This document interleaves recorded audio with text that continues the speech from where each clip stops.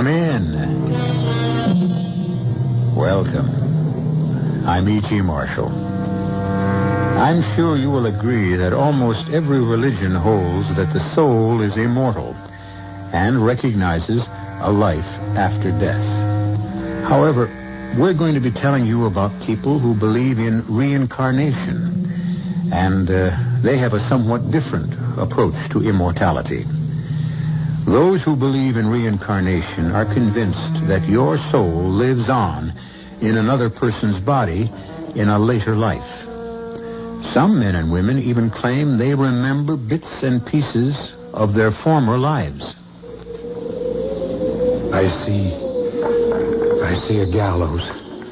It's a hanging. I can hear the creak of the gibbet and the rattle of chains. I hear them plainly. There are people watching. People dressed strangely. Dressed in clothing of a different century. Some of them are eating and drinking. They're enjoying watching a man hang. A man like me. Me. David Matson, who lives today. I see them. And they're hanging. And I know I was there. I was there.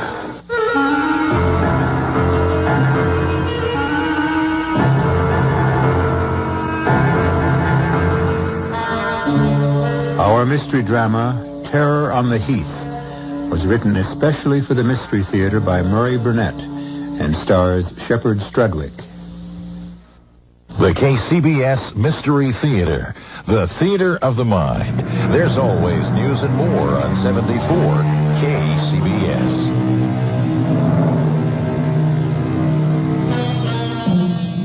Are you a browser? I mean a browser in a bookstore? If you are, you'll readily acknowledge that bookstores are sectioned off with books in various classifications. One of the largest sections has become the how-to books. On those shelves, the reader can find a book that will tell him how to do almost anything, from painting or sewing to making a harpsichord. Everything, that is, except a book telling a man how to explain to his wife that he's leaving her. David, darling, I didn't know this was serious. Very serious. But whatever it is, we'll weather it. We've had quite a few ups and downs in 10 years of marriage. We'll handle it together. That's just it. This is something that you'll have to handle alone. I don't understand. Look, Jan, I don't know any other way of saying this. I'm going to leave you. You mean that, don't you? Yes, I'm sorry. All right, David. Why? I can't tell you. You can't tell me. David, look at me. I'm the woman you loved. At least I think you loved me for 10 years. You're not going to... I still love you, Jan, I swear. Then why are you leaving? Because I have to. Have to? You won't have a thing to worry about. I'll take care of you and the children just as if I were living here. I just don't believe this whole scene. It's like something out of Alice in Wonderland. Or Edgar Allan Poe. What? I think $2,500 a month should cover everything. But if you need more... What did you mean about Edgar Allan Poe? Nothing. Is $2,500 going to be... You're using words as a smokescreen to hide the truth. We've never done that. I guess there's no way a man can ever tell a woman he's leaving. All I want is the reason why you're leaving. That's just what I can't tell you. What are you going to tell the children? Isn't that your job? You're the one who's leaving. Oh, David, this isn't like you. What's happened? I wish it was something simple and less cruel, like being able to say, Jen, I've fallen in love and I want a divorce, but it isn't like that at all. Then what is it like? A horror story.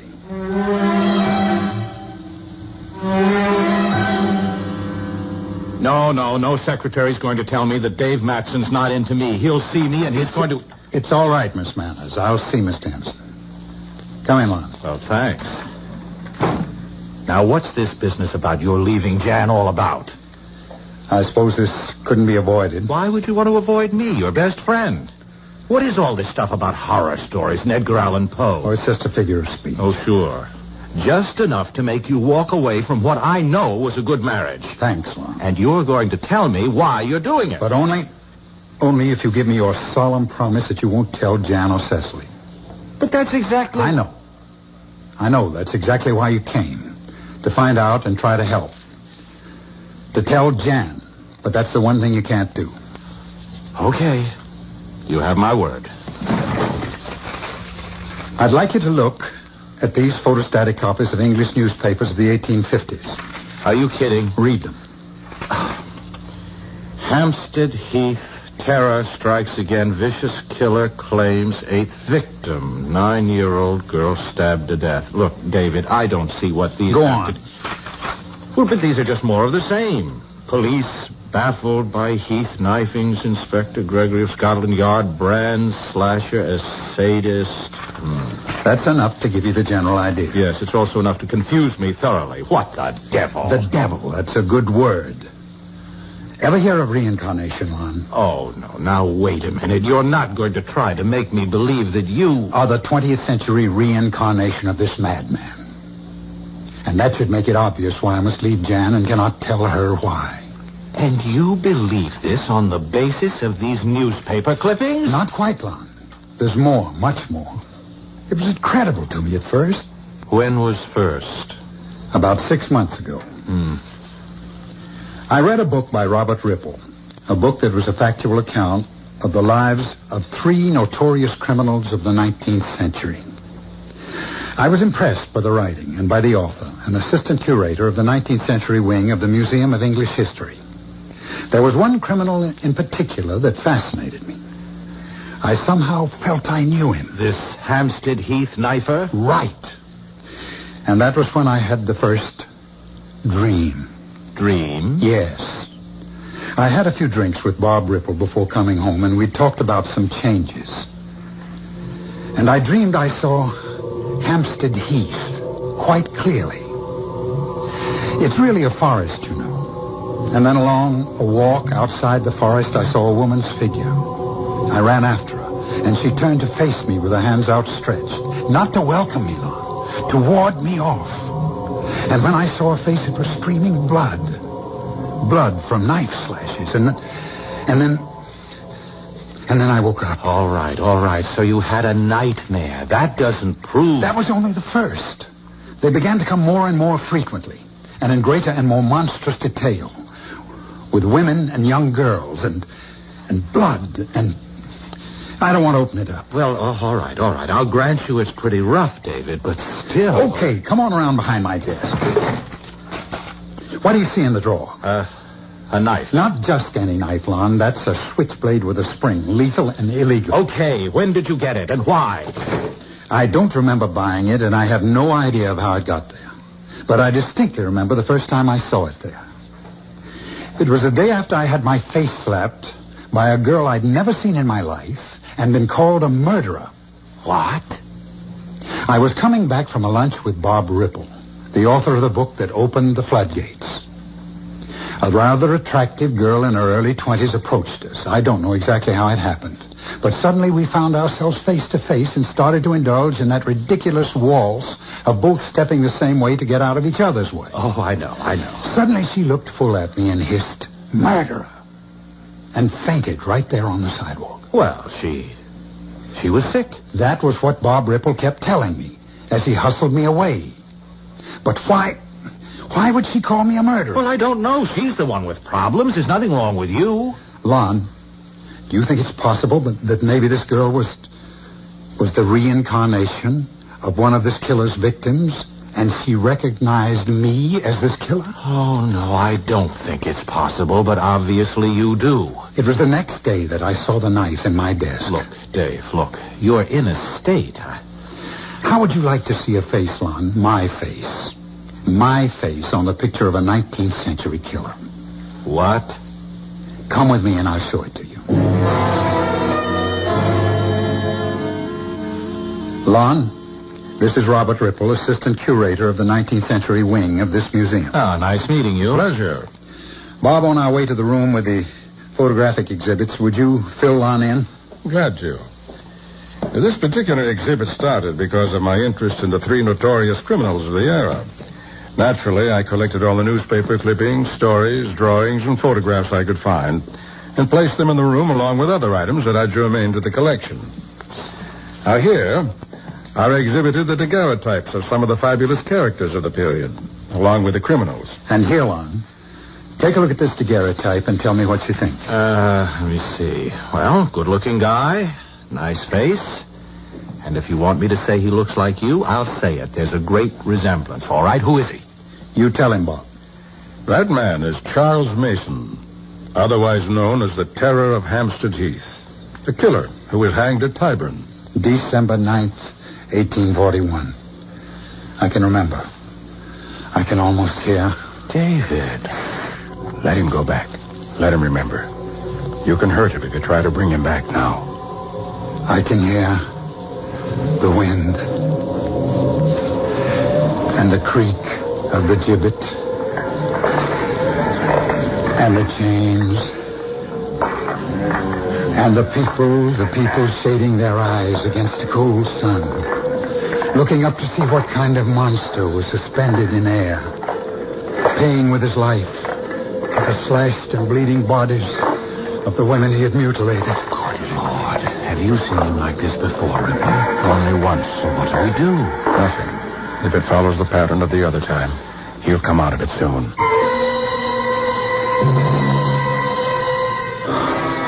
He's coming around. I'm sorry. I guess I made a fool of myself. You couldn't help it, Dave. Well, Lon, what do you think? Well, self-hypnosis. What? Self-hypnosis. You read Ripple's book. It impressed you. You became involved in the several hours you were here. You saw that daguerreotype that resembles you. And now you've hypnotized yourself into believing that you're a reincarnation of a murderous madman. I don't blame you for not wanting to believe I'm the reincarnation of a killer like Charles Mason. Look, what just happened was frightening, but not necessarily any proof that you're right. Mr. Ripple, did you write about the hanging of Charles Mason? Oh, certainly. And there was nothing Dave said that he couldn't have gotten from reading your book, huh? Yes, that's right. Or some of the other books I showed him. There have been many graphic descriptions of the hangings at Tyburn. Well, there you are, Dave. I wish you were right. Dave, Yes? I've thought of something that might just solve your friend's problem. All right, let's hear it. One of the most horrible of Mason's crimes was the murder of a young lady named Letty LeGros in 1837. Her nude corpse was found on Hampstead Heath, horribly butchered. Her clothes were never recovered. Well, what are you trying to say? If Dave could remember what clothes Letty LeGros was wearing when But she how was... can we check out whether I'm telling the truth? I can give some kind of a description, but you just said nobody ever... You'll have to trust me, Dave. I believe there might be a clue if you're willing to give it a try. Of course. Shall we go back to the gallery? No, you stay here. I'll go fetch the daguerreotype of Mason.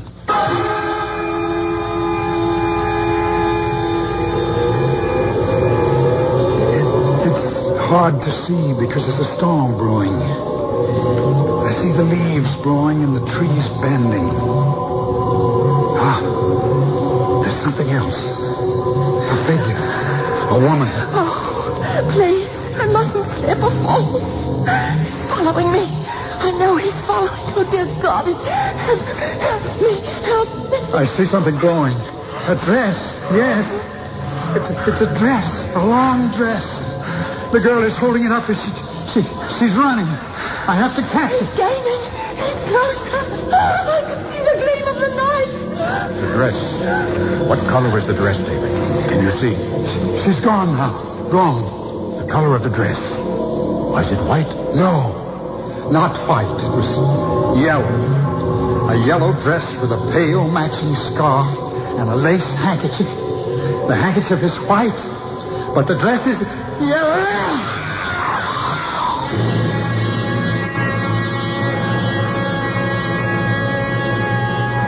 been some fairly convincing arguments on the side of reincarnations. There are a number of reputable people who insist they can recall bits and portions of a life lived in another time. I know one young lady who vividly recalls a life as a waitress in Jamestown during colonial days. But I don't know of anyone who can recall being a murderer. I'll be back shortly with Act 2. Now back to Mystery Theater on News 74, KCBS. Most people go to museums to view the works of art. David Matson took his best friend, Lon Henderson, to a museum to prove to Henderson that he, Matson, was really the reincarnation of a monstrous killer of the 19th century named Charles Mason. He showed Lon a daguerreotype of Mason, and Lon was impressed by the resemblance, but he demanded more positive proof. Bob, you said there might be some clue. You could learn something if I identified some clothes that a girl was wearing. I did. Did you find the clue? I'm afraid we did, Dave. Afraid? That means you believe that Dave is the reincarnation of Charles Mason? I told you the clothes that Letty LeGros wore when she was slashed to death have never been found. What I didn't tell you was that some 6 or 7 years after her murder, a fine piece of white cambric that had obviously been a lady's handkerchief was found on the Heath together with some yellow material. Some historians were convinced that the handkerchief had been Letty LeGros and that the yellow material was part of a dress she'd been wearing. But no one could prove it. Until now. Until now. Until you just described a yellow dress and a white handkerchief.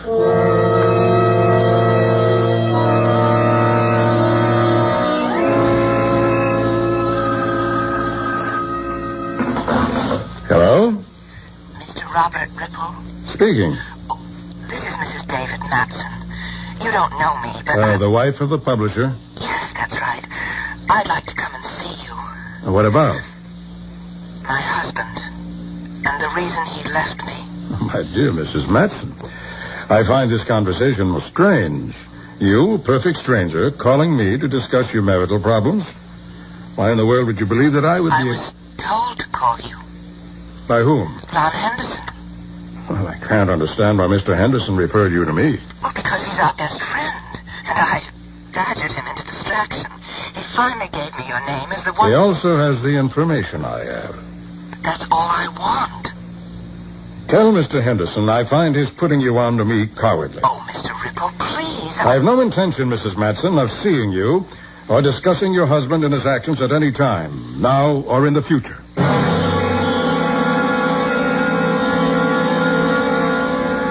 I must thank you, Mr. Ripple, for your courtesy and showing me so much of your part of the museum. Oh, not at all, Mrs. Larson. When the curator called and told me you were interested in becoming a patron of the museum, it was only natural we should try to show you the sort of things in which we spend your money. Well, and you've impressed me, very much so.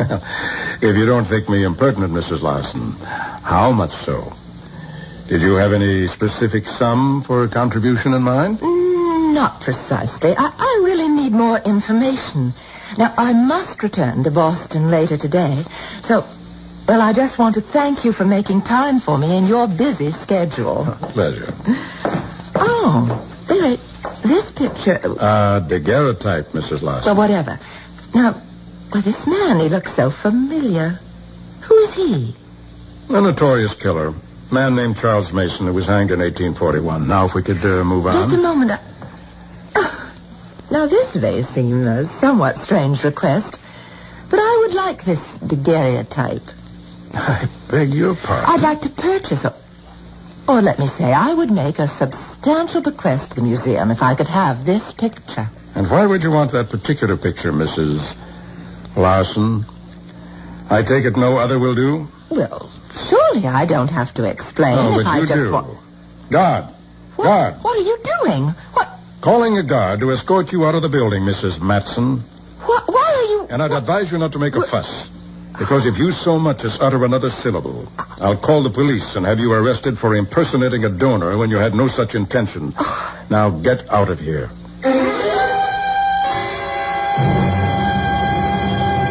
I honestly wish I could help you, Mrs. Matson, but as I told you before, Mr. Henderson has been on the golf course all afternoon. But I told you to get a message to him that it was a matter of life and death. Well, we have tried, Mrs. Matson. I don't know why he hasn't called or even if he received All the right. message.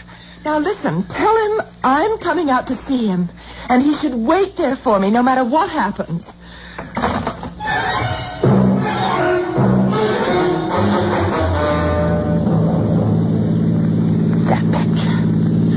That picture. It was exactly the face of David. I've got to find Lon. He's trying to avoid me. It's too dark now for him to be out on the golf course.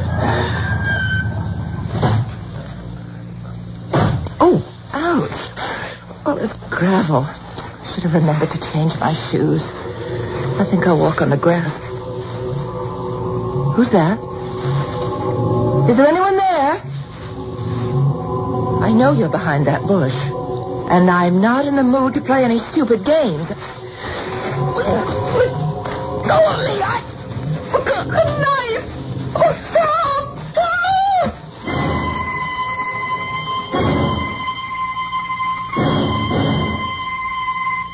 Oh, Jan, do you realize that guy could have killed you? I don't know. I don't know why he came at me. But I'm very glad you got there when you did. Well, I didn't. I missed catching him. Didn't you see his face? No, he came up from behind me. He circled around the bushes. Oh, I see. Do you think you should stay in this house alone? Well, why not? It's my own home. But, Jan, you're not completely recovered. I appreciate your concern. They'd never have let me out of the emergency room at the hospital if they didn't think I was okay. Your arm is bandaged. It doesn't bother me at all, but you do. Me? Why did you send me to Ripple?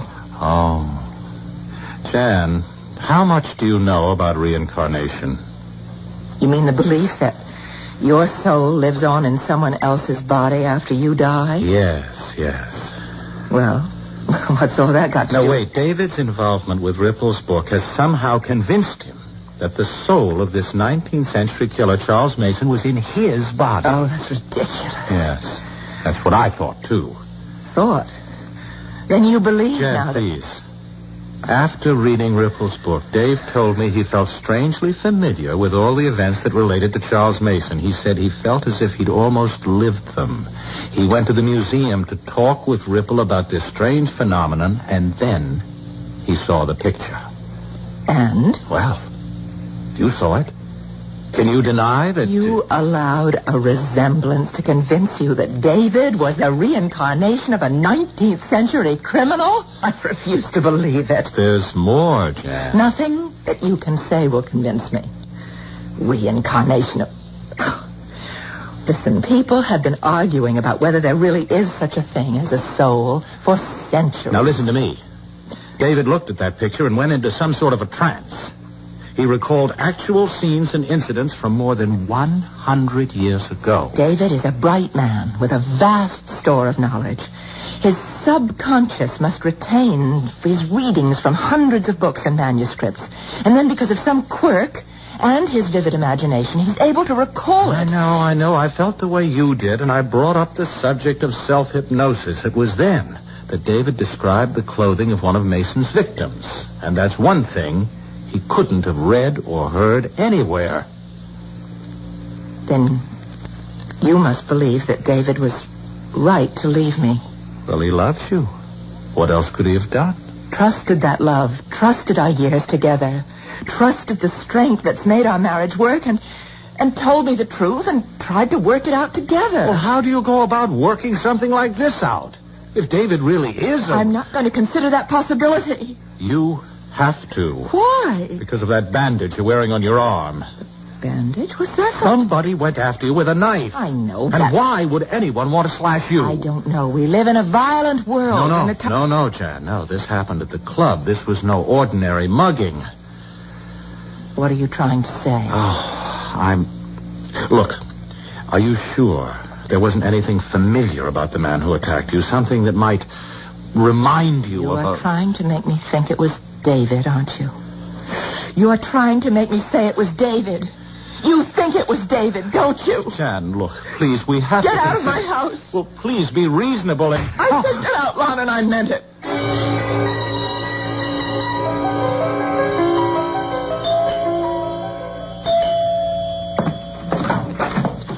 Oh, Lon. Oh, I'm so glad you came. Now, I apologize for my behavior the other night. There was no excuse. No. I forgive you, Jan. I understand. But what do you want from me now? To go with me to see Jason Beckwith and tell him everything you know about this strange delusion of David's. Jason Beckwith? He's a professor of Romance languages at the university. And he's also a highly regarded student of the occult.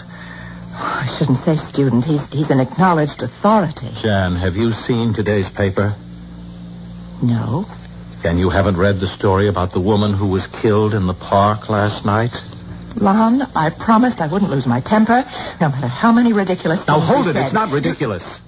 A woman was slashed to death in Hudson Park early this morning by a man with a knife. Now, that's a newspaper But I story. suppose that you don't have a sneaking suspicion that man with a knife might have been David. You bet I have. David is not a killer. All right. Why don't you call him and ask him where he was He last couldn't night? kill anyone. Are you afraid to call him?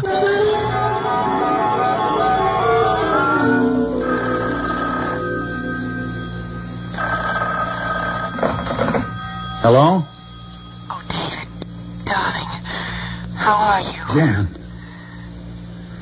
Look, Jan, if you didn't get the check, I'm sorry, but I really been bombed out for the past few days. I don't remember Bombed out? whether... What kind of talk is that? Look, Jan, I'm not the guy you knew. Don't you try to tell me who you are, David. You're talking to the girl who married you. You just don't know what you're up against. But I do. I do know. You know? I know exactly what you believe, and I also know it's a lot of nonsense. Oh, darling, I want you to come home. Lon should never have told you. He betrayed me and did you no good. I can't face you now, ever. David, listen. Well? He hung up on me. Mm-hmm. And what about last night? He couldn't remember. Well, I guess he must have been drinking. Bombed out was the phrase he used. Which amounts to admitting that he doesn't have an alibi for last night. He doesn't need an alibi. David is not a criminal. He thinks he is? Well, he's getting a lot of support from some of his best friends. Jan, please believe I fought it. You weren't at the museum. You didn't see and hear what I said. And you haven't lived with David for 10 years. You think you can ever know David as I do? Oh, well, how can I answer that? Don't try.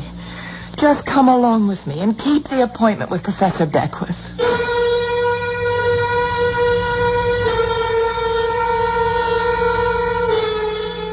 It's not unusual for a wife to believe in her husband.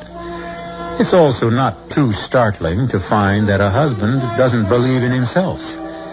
However, it's both strange and frightening to find a wife that seems to be willing to reach back into the past to prove her husband's innocence. I'll be back shortly with Act 3.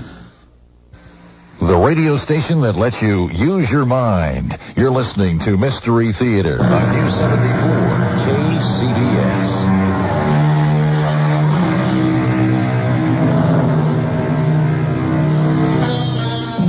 The power of love against the power of death. The power of good against evil.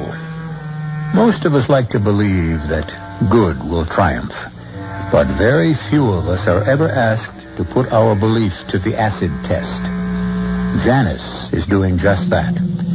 She refuses to believe the evidence that her husband David is the reincarnation of a 19th century killer. And she and her husband's best friend have come to an appointment with an expert on reincarnation and the occult. Remarkable. Most interesting. In fact, one of the most remarkable stories I've ever heard. Professor, you can take my word for it. I saw just what I told you. Nothing came from my imagination. My dear Henderson, do stop calling me professor, and do stop being so defensive. I know you told me the truth. You don't mean you believe David is a reincarnation of that killer? My dear Mrs. Matson. Jan. My dear Jan, before I can answer that question and before you panic, you have to understand more about the whole theory of reincarnation. That's why we're here. Now, reincarnation is part of some, but not all, Oriental religions. The belief that the soul needs to be reborn. And final liberation and release from this need is the highest possible achievement. But why is there a need to be reborn? Because of impurities in the soul. Oh, or sin, Professor? I'm sorry, Mr. Beckwith. The final liberation of the soul, Henderson, is possible only for a human being who has attained purity of thought. And if one doesn't have this purity of thought? Then a new life is generated from an old, just as a new candle is lighted from an old one. A new life, you said? That's right. Completely new and completely different? Trying perhaps to rid yourself of impurities? Possibly. Well, then, how do you account for the almost total recall that Dave had for the events and crimes connected with Charles Mason? One explanation would be that he remembers them. But if David were striving for a new life... I didn't say there wouldn't be traces and memories of another life. And I believe David has surfaced these memories. But that doesn't necessarily prove David Matson is the reincarnation of Charles Mason. Well, how else could Dave have known He about could have experienced the things he recalled as a spectator. Oh, no way, Beckwith. I was in the museum and you weren't. I saw and heard a deep emotional involvement on Dave's part. He was no spectator. Henderson, you've just put your finger on the single most significant bits of evidence in this whole strange history. In fact, it's the cornerstone of a theory I'm beginning to form.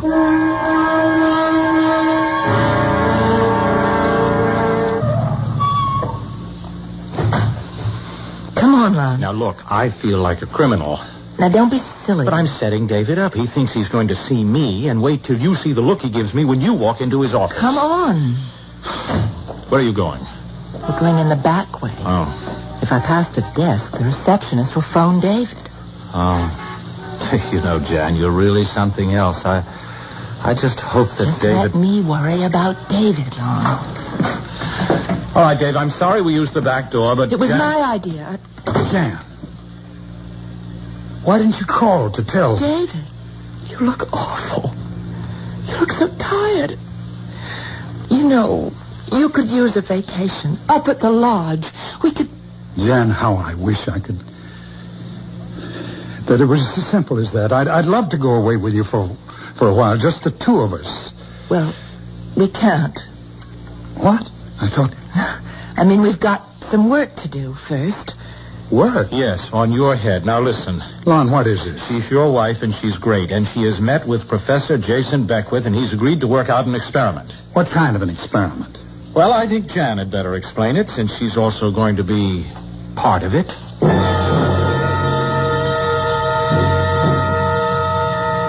Sorry, Jan. It sounds too risky.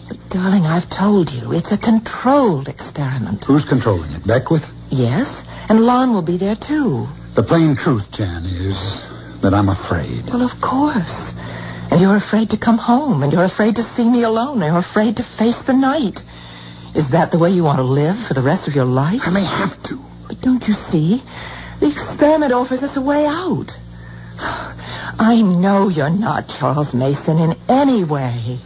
The way you say it, you almost make me believe it. Well, it's true. So trust me. Oh, I trust you. It's me I'm worried about. How's your arm? Oh, it's much better. You can see it's out of the sling. The police haven't found who attacked you yet. They're working on it. Now, when do you want me to arrange for this? You're badly hurt. No, it's just a surface cut. Now, listen, David, darling. Excuse me. I'll be back in a moment. I'm not feeling... David? I'll be with you in a minute, Jan. Lon, go after him. What? Go on, hurry. David. Oh, darling, don't. Put that gun down, Dave.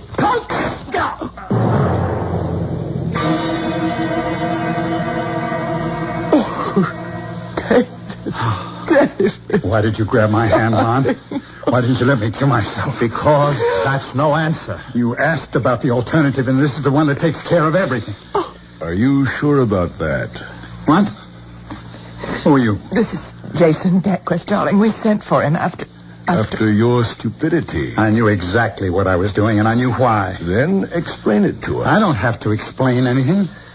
You don't find it difficult to believe that the soul of a man dead more than 100 years has been reborn in your body?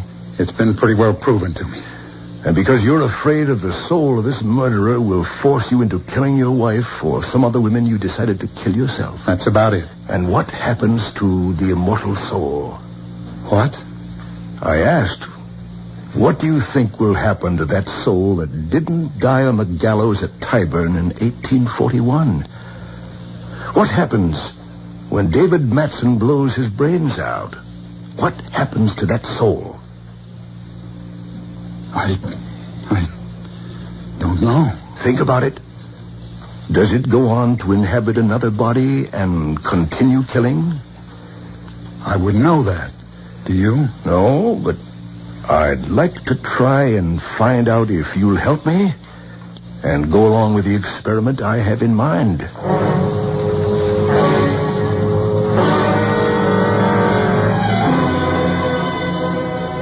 You want to go ahead with this, Dave? Yes.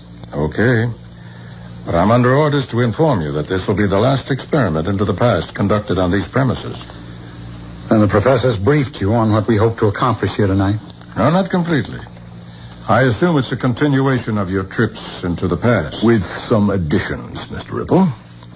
Those marbles you have in that bag? Right. Interesting. I assume they're going to play some part in the proposed experiment. Oh, they are. As will the clothing I have in this box. Is that a knife? It is. With a sharp blade? As sharp as I could get it. Don't you think that... I believe that on the top floor of this museum, there's a long, narrow corridor which runs the length of the building. Correct. Connects two rarely used storerooms. I must warn you, it's probably very stuffy up there. Is there a window we can open? Well, yes, Good. With the exception of Jan, I suggest we all get up there quickly.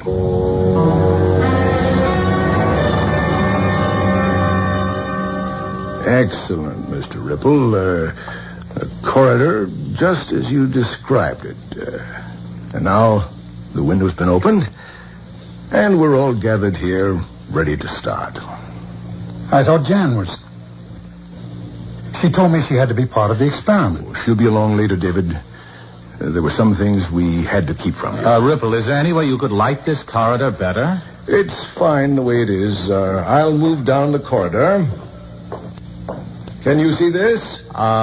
Something shining. The knife is quite visible to anyone with normal eyesight, Professor. Good. Now, Henderson, if you'll station yourself about halfway down the corridor and wait there. And don't touch the marbles. Oh, don't worry. Never was any good at shooting marbles, Beckwith. Where do you want me, Professor? As we agreed, wherever you think you'd serve the museum's interest best. I think I'll stay near you. Fine. Now, what we have is the corridor, perfect view, and along the corridor, gleaming knife. David, you stand on my right. Mr. Ripple, that puts you on my left. Mm-hmm. And we all agree the corridor is quite empty. Now, Mr. Ripple, may I have the daguerreotype? Here you are. Thanks. Now, David, look closely at this face. The face of a man named Charles Mason. And David, as I drop the marbles one by one on the stone floor, they'll start to bounce. And bounce, back through the years. Listen to them bouncing. Bouncing down the long corridor of time. And the years slide by, alive with the echoes of the past. You see them, David. I see them and hear them. Ripple. I'm walking along near the top of the hill on the heath, and I see a single horseman. He's silhouetted for a moment against the moon. He comes riding,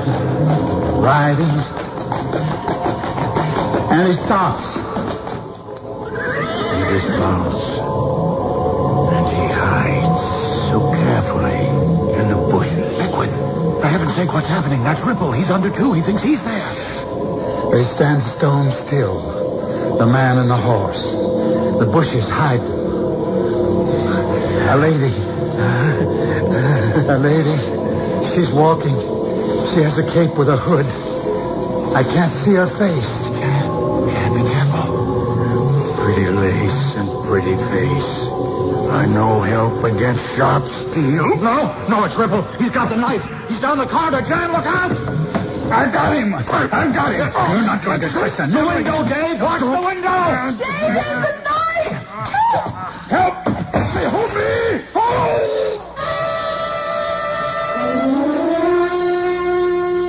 Robert Ripple was pure evil. He was also Charles Mason, wasn't he? Perhaps he just saw an opportunity to destroy a good man when he discovered that daguerreotype and realized the man in it looked exactly like you. He simply took a nameless photo and gave it a name. And gave me the horrors. But, Professor, isn't there any chance of finding out who the man in that picture really was? I'd like to know his real name. Oh, David, my darling. Let's just live in the 20th century. I admit it's difficult enough, but it's our very own.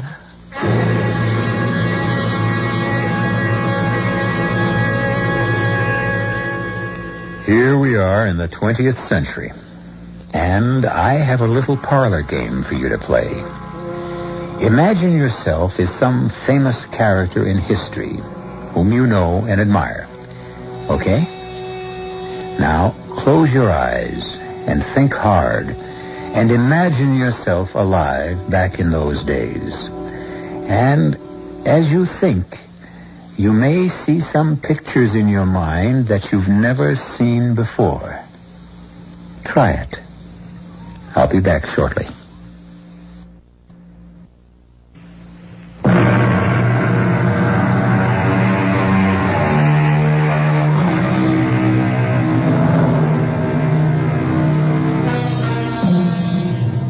I find this whole question of reincarnation fascinating. But there's an area that's not very well covered in the books and essays that have been written. And that is the question of animals and their souls. Do they possess souls? And indeed, do they return in some form as some other animal? Or, which I don't like to believe, are those of us who sin greatly reduced to becoming animals before we can stop trying to be reborn? Our cast included Shepard Strudwick, Marion Selders, William Redfield, Alon Clark, and Chris Gampel. The entire production was under the direction of Hyman Brown. This is E.G. Marshall inviting you to return to our Mystery Theater for another adventure in the macabre. Until next time, pleasant dreams.